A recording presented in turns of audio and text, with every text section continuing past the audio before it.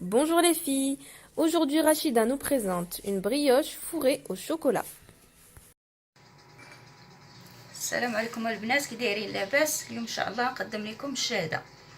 عندنا نص كيلو ديال الفورس ممتاز، عندنا الشوكولاته ديال التزيين، عندنا نديرو معلقه ان شاء الله ديال معلقه كبيره ديال الخميره، عندنا بيضه، عندنا قريصه الملحه، عندنا هنا باكيه ديال لافاني وباكيه ديال الخماره، عندنا كاس تاع الحليب دافي، عندنا هنا نص كاس ديال سنيده، نص كاس ديال الزيت، والماء على حساب. الا خصنا شي حاجه الماء نديرو واحد الكاس ديال الماء، غنزيدو على حساب ملي نبداو نخلطو ان شاء الله. الا خصنا الماء نديرو، وتكون العجينه ان شاء الله شويه جاريه، ما تكونش قاصحه.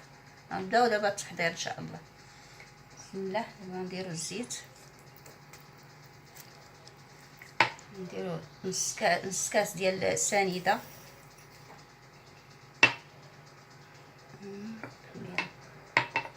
خميره غنديروها هنا في الكاس مع شويه ديال السنيده والماء باش تذوب لينا مزيان. واحد المعلقه صغيره باش نحركوها.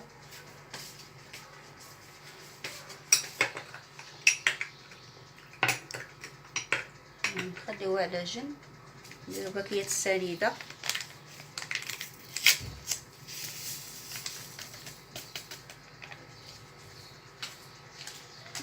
خماره،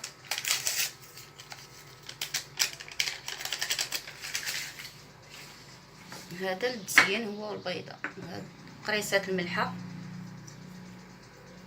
راس المعلقه صغيره، البيض والشوكولاط خليهم ديال التزيين. هادو كاس ديال الحليب،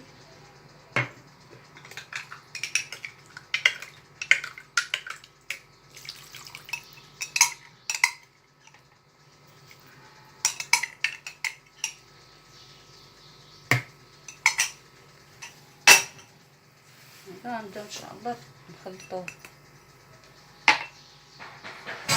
بسم الله.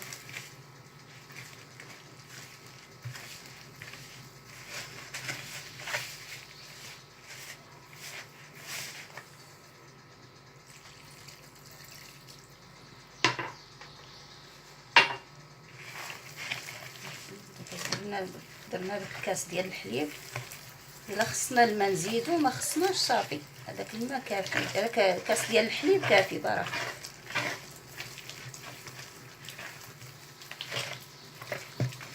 العجينه تكون مرخوفه مزيان باش تجيو الكريسات يجيو زوينين، الشهاده تجي زوينه مرخوفه.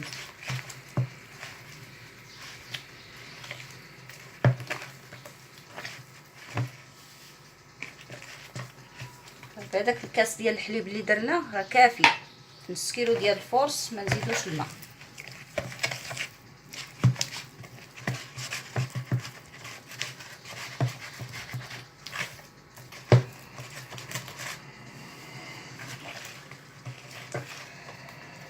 نبقاو خصنا المهم تدلكوها مزيان، ما دلكات مزيان كتجي الشهاده تجي زوينه. دلكناها كما كتشوفوا، دلكناها مزيان. نخليوها دابا تخمر نص ساعه ربع ساعه على حساب الجو. نغطيوها ونخليوها تتخمر، ونوريكم الطريقه ديال التحضير ديالها. السلام عليكم. بالما خمرات لينا العجينه كما كتشوفوا، ها هي خمرات هذا الشكل. دابا غنديروا خبيزات بحال هكا، نديروا ضروري دهنوا يديكم بالزيت، كتلصق شويه، خصها الزيت ضروري. درنا بزاف كتميتو، درنا وسط منها الشوكولاط، طرف ديال الشوكولاط، ونبقاو على هاد الطريقه تنكملوا ونوريكم الشكل ديالها. كتلصق بزاف. ندير لها المعلقه هكا، تجيني ساهله في الهزان هكا، كتجي ساهله على هاد الطريقه بحال هكا. الشهاده ديالنا هي بحال هاد الطريقه بحال هكا. دابا دهنا البيض، درنا فيه شويه ديال نيسكافي، خلطناه مع البيض ودهنوا بها هادشي الشهاده ديالنا بحال هكا. وندهنا دابا نزينوها بالجنجلان. بسم الله. بحال الطريقه بحال هكا.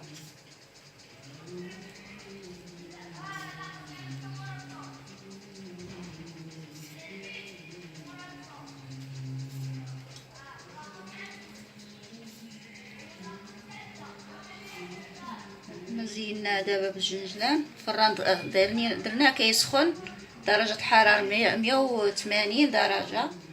دابا صافي ندخلوه من الفران ان شاء الله يطيب بالصحة والراحة. بعد ما خرجنا الشهدة ديالنا كتجي بهاد الطريقة هكا. نوريكم كيفاش جات. ها هي كتجي رطبة وهشيشة، كتجي منفوخة بالصحة والراحة.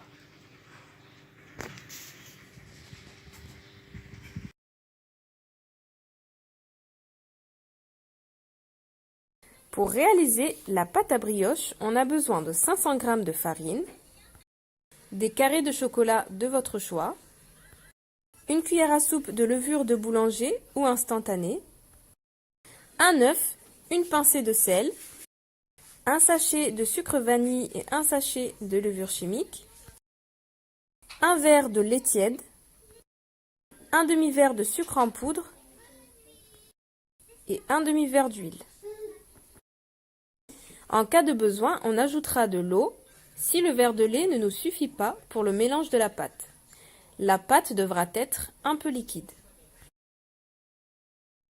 On commence en ajoutant l'huile à la farine, puis le demi-verre de sucre en poudre,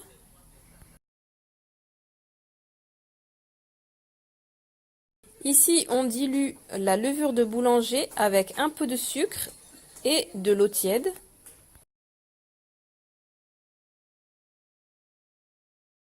On laisse la levure fondre quelques minutes.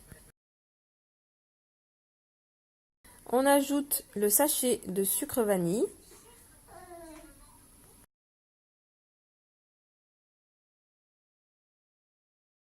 Puis le sachet de levure chimique.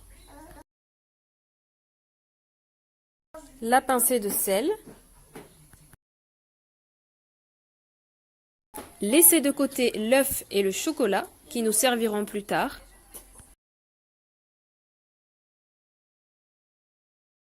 On ajoute maintenant la levure de boulanger diluée dans l'eau. Et on va commencer à mélanger la pâte. On mélange bien tous ces ingrédients entre eux. Et on ajoute maintenant le verre de lait tiède. Comme je vous l'ai dit précédemment, en cas de besoin, n'hésitez pas à ajouter un peu d'eau pour finaliser le mélange de la pâte et obtenir une pâte légèrement liquide. Cette consistance liquide et collante garantira la légèreté de la brioche. Ici, on n'a pas ajouté d'eau car le verre de lait aura suffi à obtenir la bonne consistance.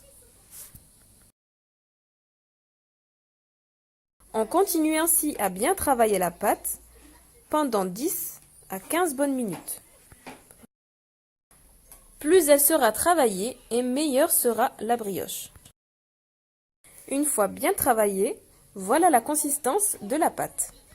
On va maintenant la laisser reposer pendant environ 30 minutes ou jusqu'à ce qu'elle double de volume. Une fois la pâte bien reposée, on va maintenant pouvoir confectionner des petites boules qui vont former notre brioche. Étant donné la consistance collante de la pâte, on va devoir utiliser de l'huile pour couper les boules de pâte. On va donc former des petites boules dans lesquelles on va insérer un morceau de chocolat, puis on les dépose en cercle sur notre moule à gâteau. Pour plus de facilité, n'hésitez pas à utiliser une cuillère pour couper les boules. On continue ainsi jusqu'à finir la totalité de la pâte. Une fois notre brioche formée, on va la badigeonner avec le jaune d'œuf, dans lequel on aura dilué une petite cuillère de café soluble. Et on finalise la décoration en y saupoudrant quelques graines de sésame.